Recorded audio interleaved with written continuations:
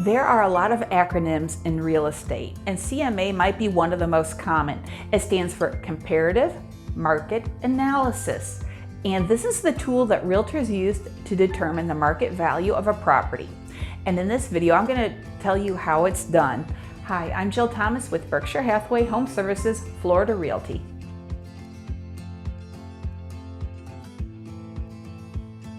When an agent runs comps on a home or condo, it can be simple as printing off similar properties, looking at the pictures and features, and then drawing some basic conclusions.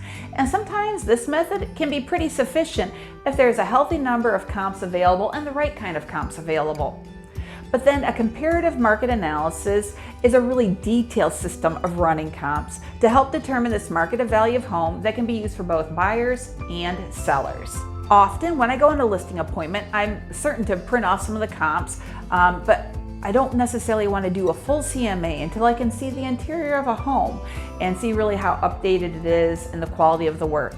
And then also buyers want to know if the list price of a property that they're interested in is close to market value or if they can offer less. So in both of these cases, a CMA is a super valuable tool, whether an agent uses specialized software or they create their own spreadsheet. It can really demonstrate to a seller and buyer how the value of a home is determined.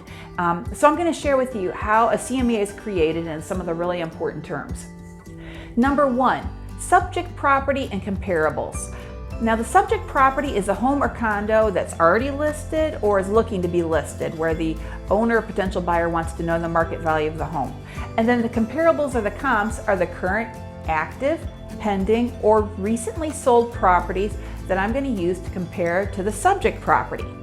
Now it's ideal if these comps or properties are in the same neighborhood, but if there's a lack of comps in that neighborhood, then it's okay to go outside of the area a bit, as long as the neighborhoods are still pretty similar. For instance, if the subject property is in a deed-restricted neighborhood, and maybe there's a guard or gate there, then you want to use comps that are also in a similar deed-restricted area with a guard or gate. Also, the comps should be similar in size, age, and lot size. You know, it can be hard to compare a 2-bedroom, 1,100 square foot home to a 3 or 4 bedroom home that's over 2,000 square feet.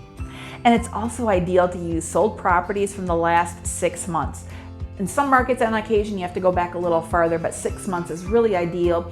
And then also distress sales, like short sales or foreclosures, really should be avoided. Number two, the second thing we're going to do is do research on each property, on each comp. So after those comps are selected, I'm going to take a look at the details of the property. How old's the roof, the AC? Is there a pool? Were there significant updates? Were there no updates? What are the views? Is there a garage or a carport? And then how many stalls at that garage or carport? So the more information that I can gather, the better. Number three, make adjustments. After all that, adjustments are going to be made to those comps. So suppose a home sold for $500,000. I'm going to add or subtract from that $500,000 based on my research as it compares to the subject property. Now, for instance, suppose the comp has a new roof and the roof of the subject property is at the end of its life. Then I'm going to subtract $15,000 from that subject property so the value of it better matches the subject. Now, you say, well, where do I get the $15,000 from? Where does that number come from? Well, just whatever I feel that is an appropriate value for that style of roof, just really based on my experience. So that's where sometimes the roof value might be less and sometimes it could be more. Now, suppose the comp doesn't have a pool and the subject property does have a pool. Then what I'm going to do is I'm going to add money now to the comp to bring it up to match the subject property. So suppose I say the value of the pool is $40,000. So we're going to add $40,000 to the $500,000. Now pools can get a little tricky, and every realtor seems to have a different philosophy on the value of a pool, because typically a decent sized new pool will run like $60,000 or more. Of course, it depends on how many features there are, if there's a cage, if there's pavers, but that's a good number. But resale isn't the same. And if you've got an older home with an older pool, then that resale value is even less. So So it's just a number that you have to kind of figure out a little bit there. So going back to our scenario here, after subtracting $15,000 for the roof and adding $40,000 for the pool, the new value of that comp is $525,000. Now I'm going to go through and do that for all the major differences with each comp. Number 4, we're going to now determine the market value of a subject property. After all the adjustments are made, there's 2 ways to determine the market value. If the square footage of all the homes are pretty similar, then the average of the adjusted values can be appropriate. But if there is some variance, then sometimes breaking it down by price per square foot's appropriate. And then sometimes I'll even do it both ways and look to see how they compare with each other. And that's a good way to start too. And then often when I do a CMA, unlike an appraisal, like an appraiser comes up with a hard number, I usually will give the buyer or seller a range of what it is based on all these comps. Number 5, a CMA is really both a science and an art. So as you can see, these adjustments can be really subjective. Who's to say how much a view, a pool, or a third garage stall is worth? Now, sometimes it can be determined with sold comps. We can compare 2 sold comps to each other. Maybe one has a pool, one doesn't, and everything else is pretty similar. And that really helps a bit, but that's not always very clear. So when I do a CMA, I communicate this well with both the seller and buyer. And sometimes my opinion will differ to theirs.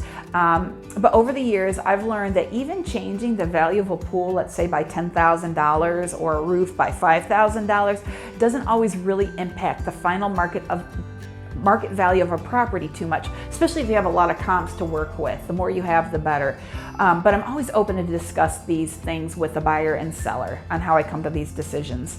As you can see, performing a quality CMA takes a lot of time and skill. And in reality, if you ask 3 agents to perform a CMA in a property, you could easily get 3 different values. And not unlike appraisals, they can vary. So this is why it's important for you to understand really how a CMA works and how we come up with these numbers, and then have an open conversation with your realtor about it. You can understand where he or she is coming from, and then I also like to know where my sellers are what they're thinking about and where they're coming from. Now, as I mentioned in the beginning, sometimes it can be very obvious what the market value of a property is, and then other times it can be a little bit more tricky. I hope this helps you understand a little bit more about a CMA besides what those letters stand for: comparative market analysis. Now leave a comment about your experience with any CMAs that you've had in the comments below. And if you aren't already, be sure to follow me or like my page.